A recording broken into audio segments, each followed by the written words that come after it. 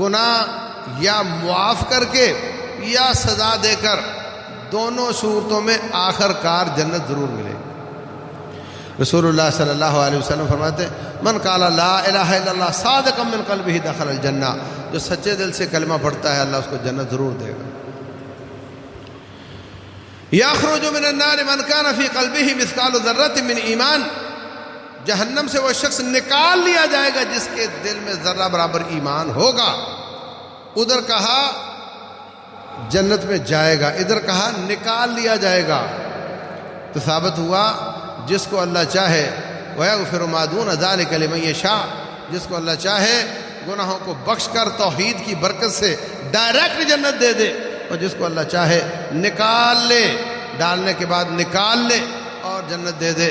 لیکن اگر اس توحید میں جھول ہوگی تو پھر بہت مشکل ہے۔ ان اللہ لا یغفر ان یشرک بہ، اللہ اس بات کو کبھی معاف نہیں کرتا کہ اس کے ساتھ شرک کیا جائے۔